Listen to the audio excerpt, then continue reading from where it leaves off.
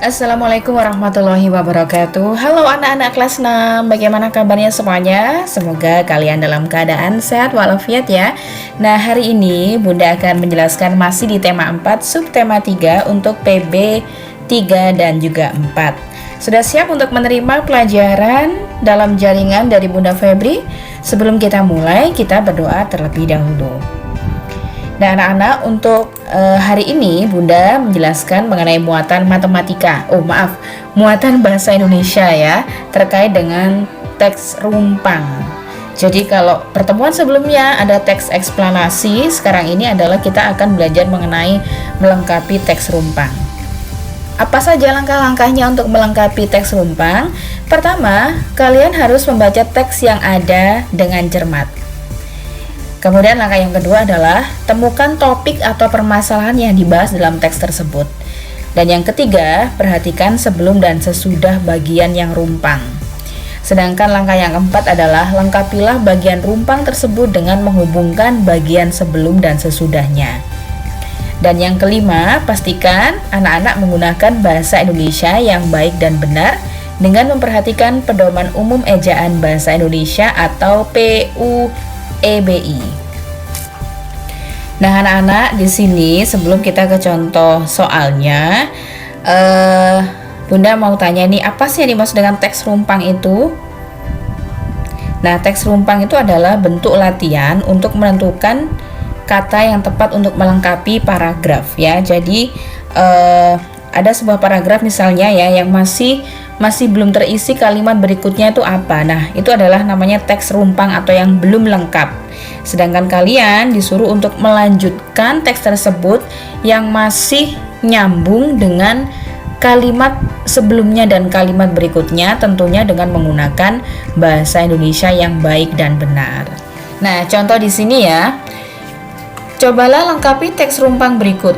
Pembangkit listrik tenaga surya adalah pembangkit listrik yang mengubah. Nah, ini ya. Jadi kalau ada tanda seperti ini adalah namanya teks rumpang karena belum lengkap.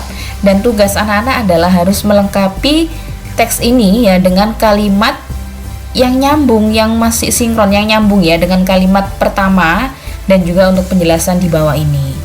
Nah, untuk kalimat berikutnya atau penjelasannya adalah pembangkit listrik dapat dilakukan dengan pemusatan energi surya. Pemusatan energi surya menggunakan sistem lensa atau cermin dikombinasikan dengan sistem pelacak untuk memfokuskan energi matahari ke suatu titik untuk menggerakkan mesin kalor. Nah, ini tentunya kira-kira apa ini ya isinya teks rumpang. Jadi isinya adalah pembangkit listrik tenaga surya adalah pembangkit listrik yang mengubah cahaya matahari menjadi listrik. Nah, seperti itu ya. Jadi inti dari teks rumpang tadi adalah melengkapi sebuah paragraf. Tentunya kalimat yang dipakai adalah harus menyambung ya. Jadi harus ada keterkaitan. Berikutnya anak-anak masih mengenai pemanfaatan energi matahari dalam kegiatan sehari-hari. Tentunya manfaatnya sangat banyak sekali ya. Selain untuk pembangkit listrik tenaga surya, dalam kehidupan sehari-hari energi matahari ini merupakan sumber energi yang tak terbatas. Jadi selain sebagai pembangkit listrik tenaga matahari, matahari juga sebagai pengisi daya pada power bank. Pasti kalian sudah tahu ya, karena di rumahnya juga ada power bank. Kemudian sebagai penerang alami di permukaan bumi, membantu mengeringkan pakaian, membantu mengeringkan tanah, dan membantu dalam proses pengeringan air laut untuk pembuatan garam, serta membantu kesehatan tulang. Ini hanya sebagian saja ya, karena pemanfaatan energi matahari itu sebenarnya sangat banyak sekali, tidak hanya 8 poin ini saja. Nah, pada gambar ini anak-anak, ini merupakan panel surya ya, yang digunakan di rumah ya. Kalau di Jepang itu sudah banyak rumah yang menggunakan panel surya.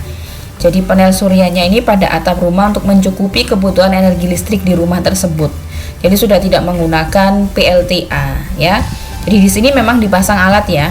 Ada alatnya ya. Nanti Bunda akan memberikan share video untuk kerja dari panel surya itu seperti apa.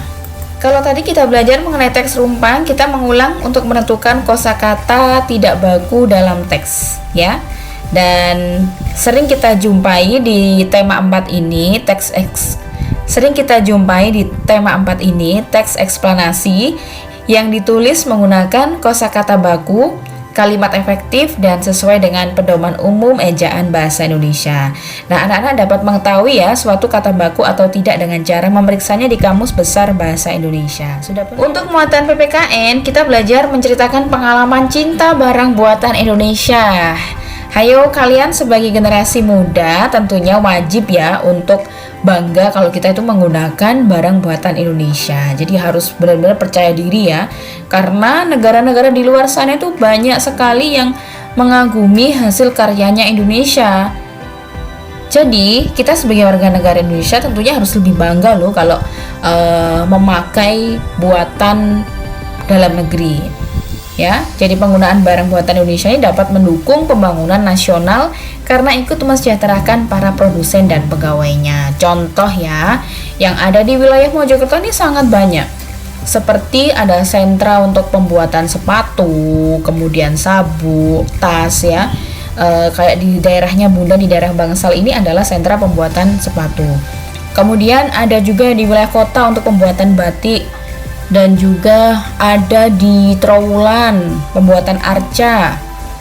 Kemudian untuk industri kulinernya seperti ada onde-onde, kemudian kerupuk ramba. Nah, ini harusnya adalah kalau misalnya kita pakai batik ya, hal yang sepele, kita juga harus bangga. Atau memakai produk lokal, sama ya, juga harus bangga karena dengan menggunakan produk lokal atau hasil dari warga sekitar kita sudah ikut membantu mereka dalam peningkatan ekonomi. Dan tentunya kalau dalam skala Indonesia atau skala nasional adalah ikut mendukung pembangunan nasional. Jadi mulai dari sekarang kalian harus bangga menggunakan barang buatan Indonesia. Nah, cukup sekian penjelasan Bunda Febri di tema 4 subtema 3.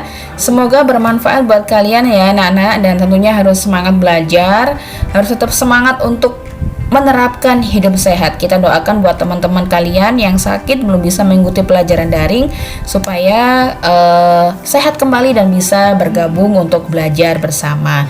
Oh iya, besok di hari Rabu ada peringatan Maulid Nabi Muhammad ya. Jadi ada beberapa pelajaran yang harus dikurangi. Tentunya ada tugas juga dari Bunda yang sudah saya siapkan buat kalian. Sampai ketemu besok di hari Rabu. Wassalamualaikum warahmatullahi wabarakatuh.